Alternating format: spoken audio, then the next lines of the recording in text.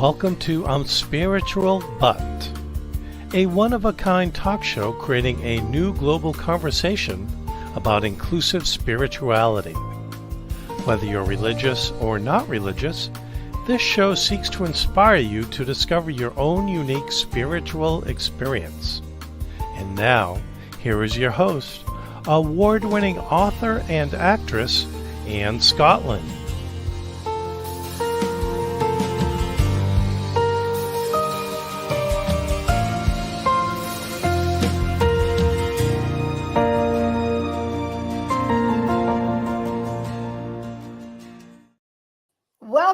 Welcome back to this show. I'm Spiritual But. We're so excited to have you here with us today, and just so glad to have this opportunity to talk about what this show is all about. This show is an all-inclusive conversation. It's an inclusive conversation about spirituality. What does that mean? That means we can talk about anything that is about spirituality without pressure to be one way or another.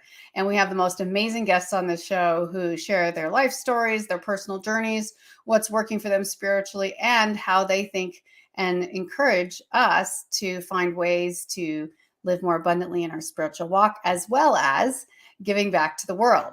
So my name is Scottlin, as you know, your host. I founded the Global Impact League, where we help social entrepreneurs make an impact and make a profit, creating a sustainable mission for the world, whether that's the environment or humanitarianism, that is win-win for everybody and teaching others to do the same. So I love what I do, and I love this show because I think having a global conversation, a new conversation around spirituality that allows all views and allows all input is great, because whether you're religious or not religious, you can take something away today that might be tips and tools for really honing in your spiritual experience, keeping it grounded to whatever that is for you, your higher self, your inner voice, your subconscious, your gut, the divine, whatever that is for you. So we're welcome you here today. And please do like and subscribe on whatever platform you're listening on to today. And I am going to move that because it seems like I have a crown floating over my head, or maybe you like the crown. We'll leave that. All right. So today I have a very special guest, and I'm so excited to introduce you to her. I've been looking forward to talking to her for quite some time, and she comes highly recommended from our dear friend Roger Leslie, who you all know, who used to co-host with me as well. So today I am talking to Elizabeth Splaine. She is a retired opera singer. Wow, that's not one you get every day. She enjoys reading and writing. She's an amazing writer. World War II stories that focus on tenacity, hope, and the indomitable human spirit. So that's right up my alley. And prior to writing, Elizabeth had a degree in psychology from Duke. She has MHA from the University of North Carolina, Chapel Hill. And I love this woman already because I have a nonlinear career, and so does she in a certain way. She spent 11 years working in healthcare before switching careers to become professional opera singer and voice teacher. So for all of you who want some encouragement about switching fields and finding your dream, this is going to be a great conversation for you, even if that's not what we talk about. She and I have both done that. When not writing, Elizabeth teaches classical voice in Rhode Island, where she lives with her husband's sons and, oh, good dogs. Please help me welcome Beth Splaine. Thank you for having me, Anne. That was a beautiful introduction. I couldn't do any better. That's amazing. Well, I'm so glad to have you here. And wow, what a varied and interesting life you have had. Tell me just a little bit about you, the person, and how this, circuitous career that ended in writing and fiction and all of that. Tell me a little bit about your journey. Well, I believe that we are guided by angels all the time. Some of them might be earth angels, but there are other forces out there that help guide our path.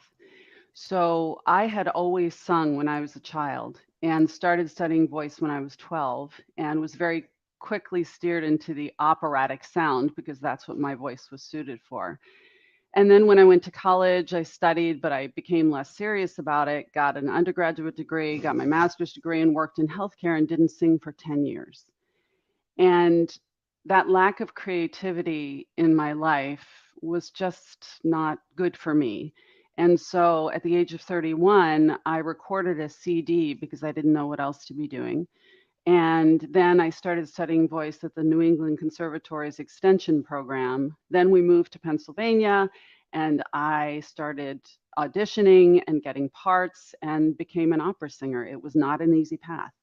I did that for 15 years in Pennsylvania, in and around there, and then in Michigan. And then one day I was on stage singing with a very talented voice student of mine, and I forgot the words twice. And as I was performing, I thought, what's happening right now? Because that didn't happen to me. And I realized I didn't want to be on stage anymore. And then a character popped in my head who wouldn't leave. And I went downstairs and I started writing. And I retired from the stage a year or two after that. And I've been writing for the last 7 years, these characters that come into my head and don't leave. And so I write them to get them out of my head and on paper or in the computer. So that's my very circuitous route. I have a wonderful, loving husband, Kevin, who has supported this tumultuous journey and is always there. So I'm just grateful that I've been able to get this far. I do believe that first character who came into my head, I mean, it was so strong and it came fully formed. And I think that comes from somewhere else. I think that there are writing angels, and I have multiple examples of that throughout my life, not just with writing, but in general about angels that intervene in some way. But specifically to writing, that's what happened.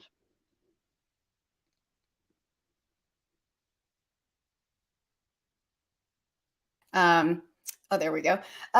Getting us back where I can see you. So, wow, what an amazing journey and following. It's interesting, right? When we hear or receive or experience a message, Mm-hmm. don't necessarily know where it comes from, depending on where we are in our journey, that goes against everything that we think we've invested ourselves in. Yes. Yeah. You're Yep. like, wait, what? That makes Yeah. zero sense. Yeah. I can't I'm supposed to possibly do do what? that. Yeah. It's Yeah, crazy. yeah. Yeah. And I Mhm. know we've talked a little bit already, but I experienced that similarly in my own life. Leaving an extremely conservative background and going to Hollywood for 10 years to work as an actress. Like that was what? Like I didn't even know the names of movies or actors' names. Like that, I was completely illiterate, really. I mean, so terrifying, really. Or later, a couple dramatic physical moves that I've made in my life that the timing was just a certain, and you're like, what in the world? And you know that it's the right thing. So let me ask you this, because I'll tell you what I've experienced in my life. Whatever we want to call this, our gut, higher power, angels. I love that you use angels. And I know that's one thing I said. I want to talk about angels today because we've never really talked about angels on this show. Whenever I get messages often, and sometimes I take action and sometimes I don't. Mm-hmm.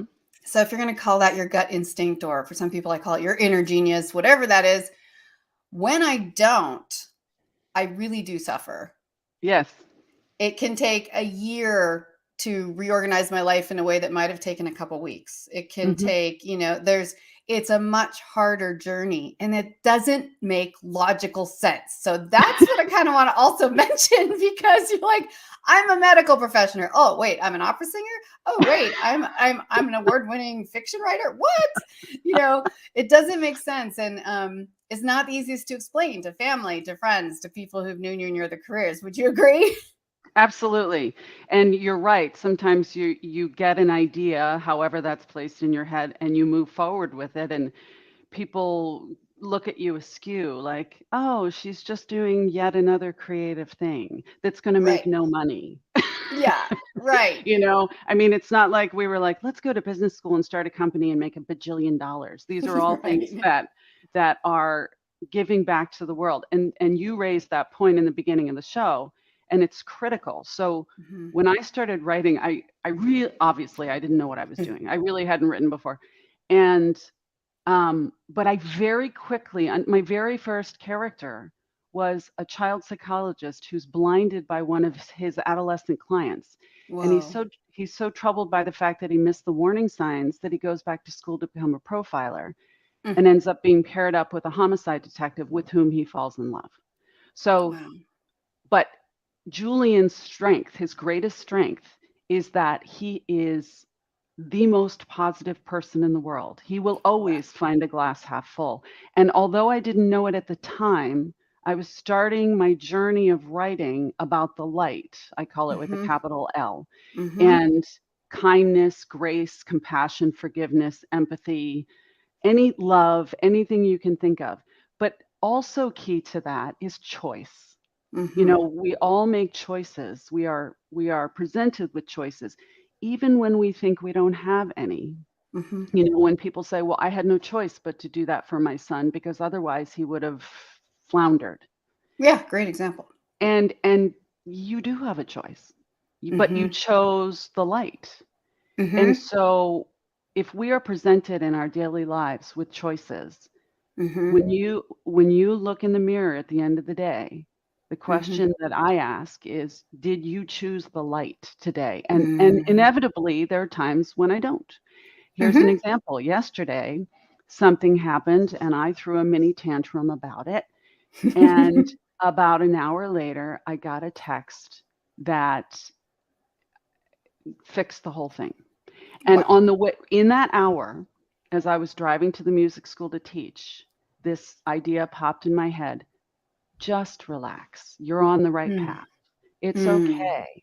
It may not Mm-hmm. happen in the time frame you have set, but it's fine. The people Mm-hmm. who need to know will know. And I let it Mm-hmm. go. And then this gift came through via text an hour later. And I had to just chuckle because that was somebody like saying, chill out, girl. You got to, So, Seriously, no, I totally get you. And the letting go, and I'll talk mhm. about more about that in just a minute. The letting go is often where the power really comes from. So I'm going to give you a help with a quick tech check, Beth. So we're Yeah. losing something at the bottom of your screen is turning bright blue. So maybe you can either move towards your screen or raise your screen a little bit so we can kind of get rid of this. It's Thank kind of like you. the background isn't coming through. So I'm just going to keep talking. If we fix it, fine. If we don't, fine. Oh, that's much better. Thank Well, you. I'm going to fix it right now, I think. I knew she would. I knew she Oh, would rather know. So that's what I'm telling trying, trying to you. fix it. But it's so true. There's so many times where, you're fighting against, I feel like my life needs to happen in a certain order, in this Yep. certain way. I've Yep. outlined it. This is how people taught me. A plus B equals C. Okay, well, I have to jump through these hoops and be through this much social media and do this and do that and get this person and that person. And then maybe in 5 years I'll be successful. Or, Successful. Yeah.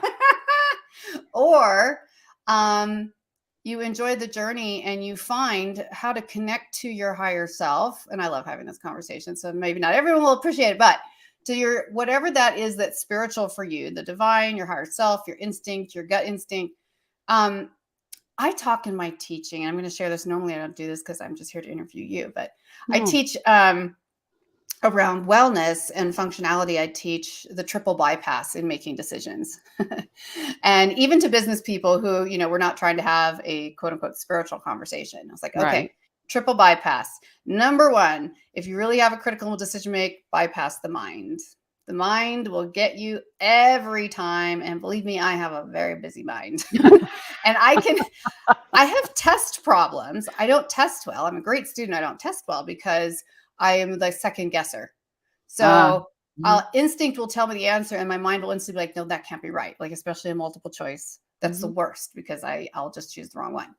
I'll double, whatever. So you Yeah. got to bypass the mind because it will give you so many excuses and so many reasons. And then you actually have to bypass the heart. Well, that's a little weird because you all know I'm very much about heart in the world. But sometimes your heart can interfere when you're making decisions because, yeah, but what about my family? What about my spouse? What about my kids? What about someone else deserves this more than me right now in my environment? What about, you kind of have to let that go. And Yes. then the last, but the hardest, third triple part of the bypass is you got to bypass the ego. And that's You think the head and the heart are hard, right? No, the ego is the hardest, because when you do that, you've really tapped into what I say, and I put my hand on my stomach, my deepest gut, my instinct, my higher self, or whether you're meditating or not, what you might call the divine. You have tapped into something that's bypassing your normal conscious chatter, this head, heart, ego thing that constantly goes. And so I also like to think of that as angels, guides, any other, whatever that is an opportunity where you can get in the flow more easily, and things will start coming to you. So I love the story you just shared, like spazzing out, I'm using my words, an hour before, and then letting it go, being content, saying it's okay, all is well, I am well in this moment, everything is well, I'm fine, it's going to work out, deep breath, and then an hour later, something really magical happens. So I just love that you shared that. Well, and thank you for saying that. It takes courage to go on a path that is scary, because you don't know how it's going to work out. It's much easier in many ways, especially for people that have had very structured lives, to stay on that path. It takes courage to go down a different path. And the other C word, what you were talking about with the bypass, letting go of what expectations or whatever of family, that can also be used as a crutch. I look back on my on my operatic career, and it wasn't a crutch to say I don't want to travel because I have small kids. But looking back, I think I did use that as an excuse to some degree, and that's a bold admission that I've never said before. But I think it's true. And now that I've realized that about myself, I will not make that same mistake in my writing, because I will take every opportunity that is presented to me, assuming everything in my family is truly okay, and I can do that. But the other thing is, it takes forgiveness. So a lot of us too can say, well, I didn't follow the path that I really wanted to follow because my parents didn't want me to do that. And my parents, whom I love dearly, understandably did not want me to do music full time, because it is not a steady income and it's very volatile. You really can't have much of a family if you're going to be on the road all the time. Some people do. That was not my jam. But whenever I would perform, people would say, "You have a family?" Because it was just so.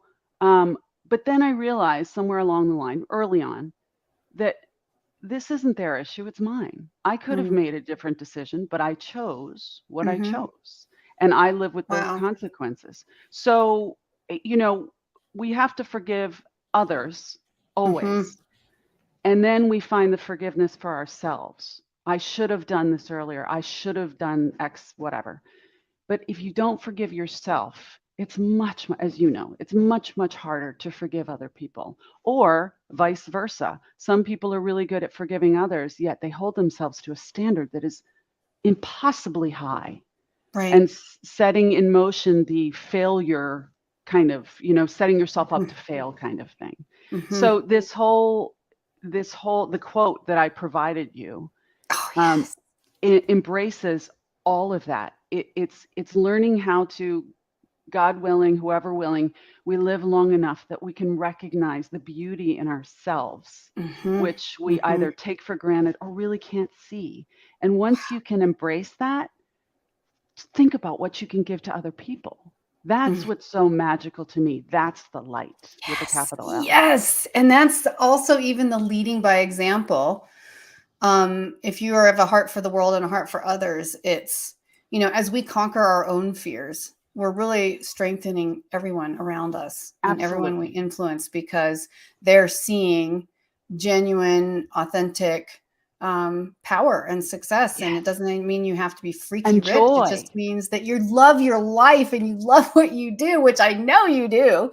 I do. And okay, so because I was literally going to do this next. So that was the person's perfect transition. I was going to read your quote so we can talk a little bit more how that's impacted your life. So the quote is from Barbara Neely, who's the author of the Blanche White series, for those of you who are fans. And she says, "If we're lucky, we grow into ourselves. We become more nuanced, more able to see the shades of gray, the thing beneath the thing. And we have less room for self-defeat, less patience for the useless and the unnecessary. So we begin unloading our bags of woe bit by bit. It's as if the unconscious mind knows that the clock is ticking and we don't have a moment to waste on being anyone other than the person who we generally are. Genuinely are. Wow. It's so true. Wow. And how does that, how's that quote? I mean, what made you fall in love with it? I can see, but how's that impacted your life and how you live? Well, in full disclosure, I just discovered this quote like 6 months ago. And when I saw it, and it was when I was doing research for my book that just came out, Steel Butterflies. And when I came across it, I literally, I sucked in breath. It's as if it reached out and grabbed me and pulled me toward it. So I printed it out. It's on my wall in here. And that's what I was saying, that like, I am so grateful. Everyone says, oh, another trip around the sun. At 55, I feel more confident and more powerful. And I said to one of my voice students yesterday, I said to her, it took me this long to realize that I truly, truly can do almost, I have to put parameters on it, but almost anything if I put my mind to it. I can do anything. I bore 3 children. I auditioned at the Metropolitan Opera. I mean, that alone, that's what I used to say. If I can do those 2 things, you can do anything. But if we live long enough, we allow ourselves to shed the dead skin of self-doubt and worry and the am I good enough and all of that. And we begin to fill that with joy for waking up every day and looking at a leaf that's budding on a tree and walking the dogs and saying, happy dogs, that's what we like, which is what I say every day when they're happy. It's finding the joy. And there are some people that are in a position where they can't find their joy. And that makes me really sad. Either they can't because there are just so many physical limitations or financial limitations. And I am very fortunate that I grew up in a family that did not suffer with those. I grew up in a wonderful family. And I have a wonderful family. But we can still send those people joy and love and light and try to bolster them wherever you can. Some of the best advice I ever got was from my mother-in-law, Jackie Splaine. She said, never refuse a gift from a child. And that also has stuck with me because the children are where the joy is. When my youngest son, Max, who's 19 now, he was about 3, and I was pushing him in the backyard on the swing, and he came to church with me. I didn't go to church a lot, but I sang in a choir, and so he would come with me. And I was pushing him, and he said, higher, mommy, higher. And I said, why do you want to go so high? And he said, blew my mind, I'm trying to see the face of God. Wow. And I literally was like, where did that come from? So, I think we're born knowing a lot more that we forget as other yucky stuff gets in the way. And I think refinding that joy allows us to release our burdens of woe that we've been dragging along with us for as long as we've been on this earth. And that's why I love that quote. Wow. I love that. Wow. And what a beautiful story. I almost got goosebumps when you were talking about your son on the swing. So beautiful. Yes. And I think bringing joy to others is always been a key part of my message. And I know my listeners know, I have my book called Live for Joy. And then I have my kids' book called The Chair of Joy. So joy is definitely set front and center. And we were talking, I just got off another live show this morning, Write or Die. And they were interviewing me about the book. And we were talking about how giving back to others is such a great source of joy. And in some of my lowest places in my life, I was able to kind of pull myself up on my bootstraps finally. When willpower alone wasn't enough, because I typically have a fair amount of willpower. I like to work. I like to be busy. I can be kind of driven.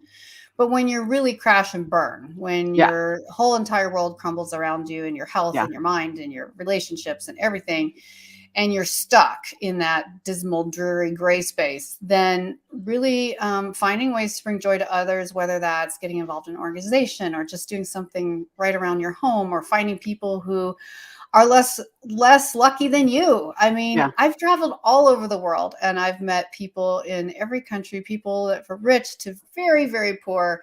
And some of the poorest people are still the ones who smile the most. And it's just so interesting to me. Like, I think while we all go through really difficult times, there's always something to find joy in, or the really dark times can be short if we start looking for the opportunities, listening for that higher voice, the guts, go past what seems obvious and go to tapping into something bigger, which I think is what you've really done in your life. Yes, and that's absolutely true. And my mantra in times of woe is, when in doubt, look up. And when I said that, I said it first to my very best friend who lives in Montana, and she lived in California at the time, and she was really having a hard time. And I said, "When's the last time you looked at the sky?" And she said, "What?" And I said, "When's the last time you looked up at a tree? When's the last time you realized there's so much more than you in this world? It's huge. There are, billions of people. Get outside of you, volunteer, go somewhere, do something, get outside of your head." And sometimes that's not enough. And I respect that, but it's a great place to start. It is. I mean, and if you're, and if it's a really challenging time, getting professional help is absolutely the first step. And I think, we both could agree very much on that, because I was also doing that. But you can get professional help and continue to only focus on yourself. It's actually kind of easy to do if you're not careful. So if you want a more successful plan, for most people, get the help, have the conversations you need to with a professional who knows how to help you, but then find, you can call them distractions at first if you like, but instead of just the television or, Instagram, find some people who could really need and use you. And what's something that you love? I mean, you've always loved music, even when you were in the medical field. I'm sure you've always loved to read. I can't imagine not, if you're an avid writer now. So we all have something that we love. If nothing else, you can share that, start a TikTok channel, whatever, share something that you can see when people are actually enjoying and getting a benefit out of. Yeah. And the other thing I want to throw out there is, I have this presentation that I do at libraries sometimes that's called Lessons from a Probably Should Be Committed Writer.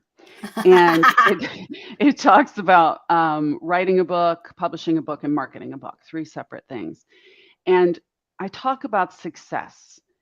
So this is a quick story. When I was starting out in the opera world, right before we moved to Pennsylvania, so I really was just starting out, and I was 31. And everybody else is, 22 and 24.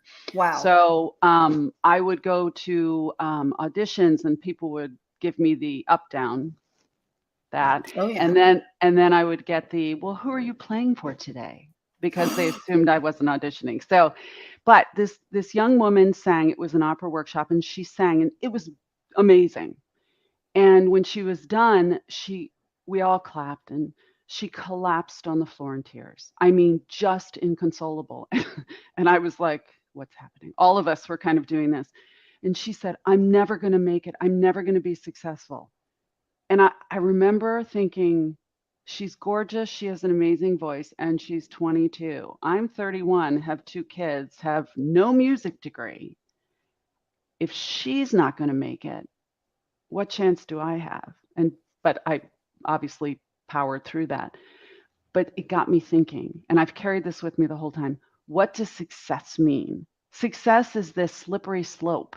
It's, I used to think singing at the Met was success.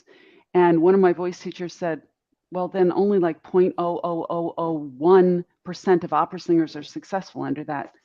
Do you really think that's what success is? So again, I think we need to take a look at ourselves and think about what that means to you. And instead of focusing on an ultimate goal, which is useful, focus on the objectives, the steps that are going to raise you up as you go toward that goal, because then you're constantly experiencing success, and comes with that joy and forgiveness and all that other stuff. It's kind of focusing on today while preparing for the Mm-hmm. tomorrow. And I think there are a lot of people out there that don't do that, especially younger people. So Mm-hmm. I just wanted to throw that out there. I don't No, know if I that's love that. I'm so glad you did. And for being an actress in Hollywood, I mean, the comparison game is just excruciating. And I yeah. wasn't a teenager either when I was in my Hmm. late 20s when I was there. And it was just I would see the casting directors tell 23-year-olds they were already too old and that they were starting too late. And so I totally relate to what you're saying, where, you just want to burst into tears on the spot. Yeah. Yeah. But that comparison game is the most noxious weed, the most Yes. absolutely poisonous thing you can ever do for yourself or your career. Yep. And it's hard in this world where we see so much about everything, or you can be like me and stop consuming most everything and just generate content. Yep. Because I'm like, listen, what I don't know ain't going to hurt me. Now, I'm aware enough about my world, which I I really care know. about, but I'm also like, I'm not going to get stuck in a bunch of celebrity obsession. And, it's like, Yeah. what success is what the universe has in mind for you. What success is, you're only successful when you are actually celebrating the moment you're in. That is success. Yeah. Because I we all agree. know very quote unquote successful and rich people who commit suicide, who Yep. appear in every possible way to be have it all and are addicted to terrible drugs and things that have destroyed their relationships, their health, because success is not a magic pill. You do never get there. There's Mm-mm. always That's someone exactly right. more.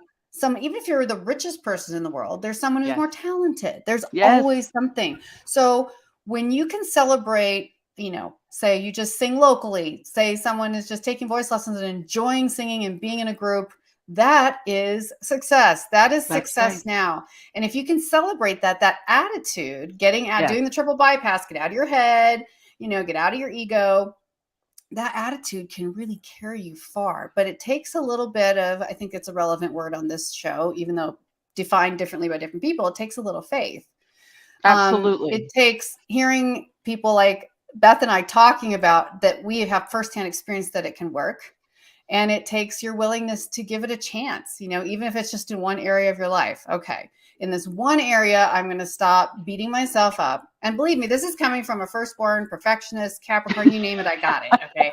So if I can do it, because for me to release control on anything is just sheer terror. So if you can learn to celebrate where you are and that you are enough, that's where things open. That's what's amazing. That's exactly.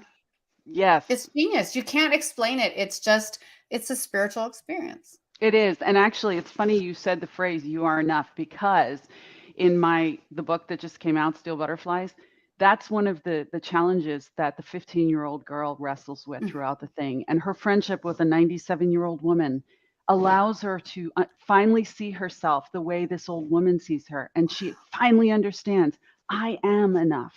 I'm enough. And, I think a lot of women struggle with this, men too. But when is it enough? What's enough? How am I enough? Am I not enough? You are enough as long as you are living your real life, and that you, like you said, Anne, you celebrate those joys every day. I try to impart that to my students too. There's always someone, you said it too, there's always someone who has a better voice, there's always someone who's a better dancer. What comes through is authenticity.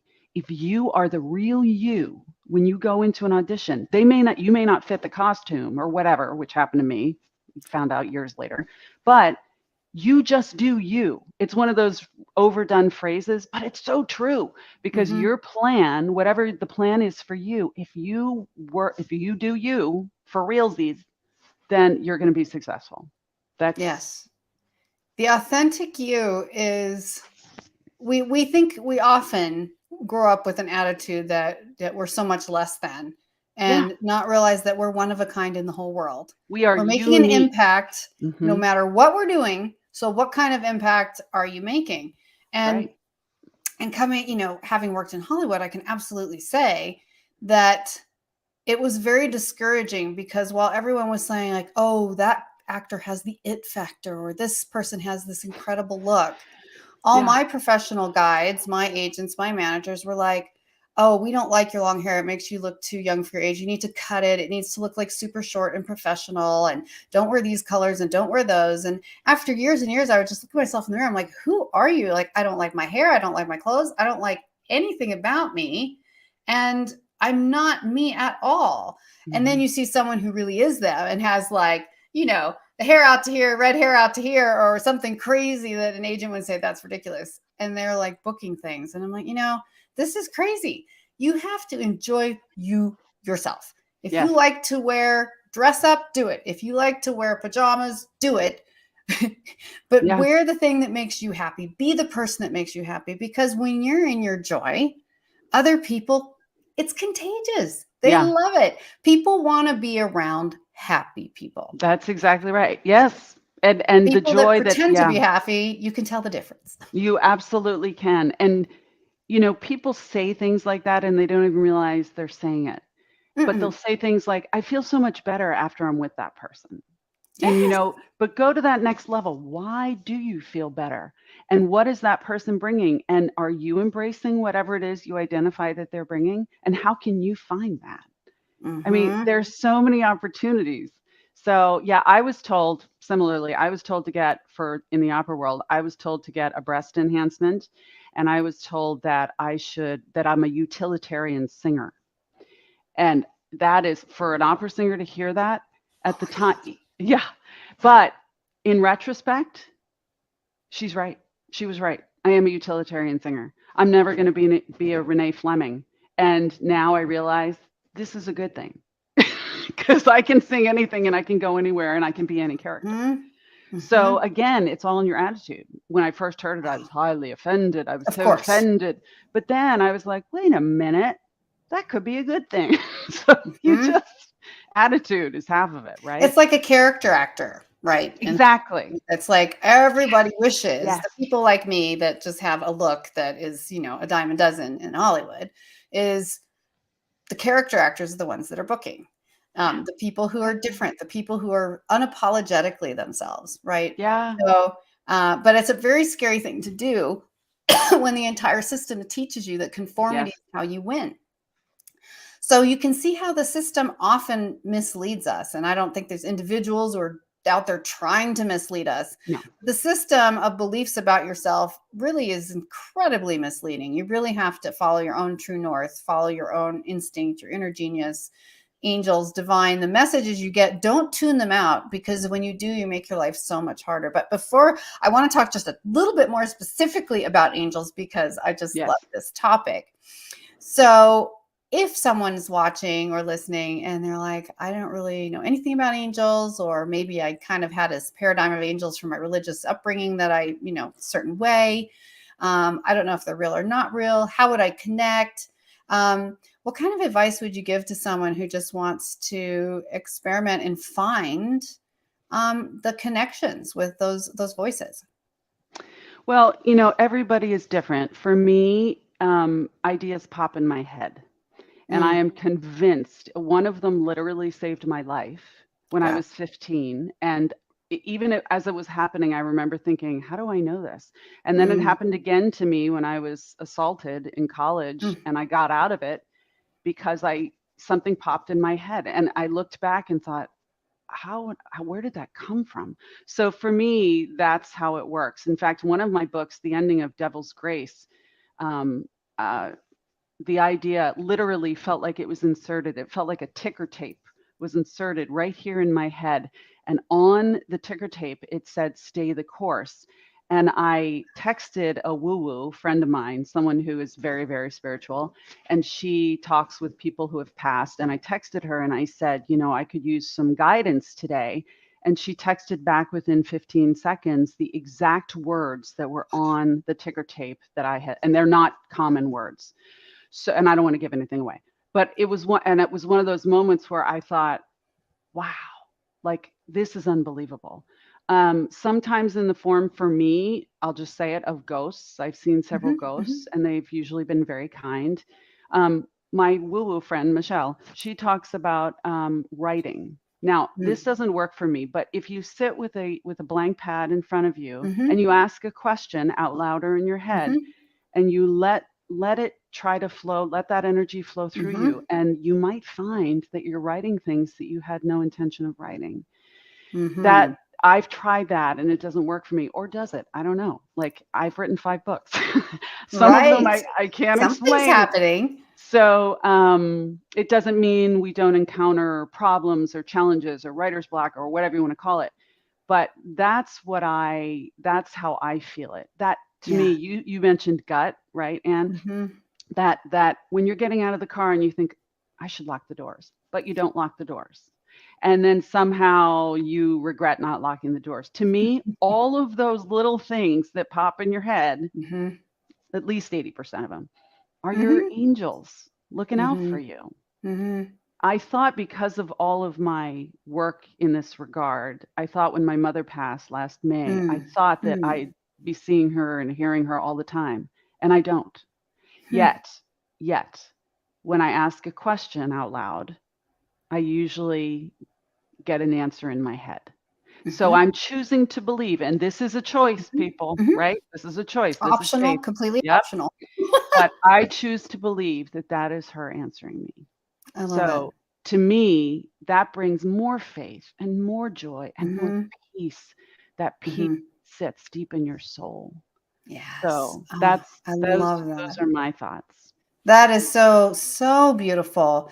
And I think being able to open our minds to new perspectives and possibilities is really helpful.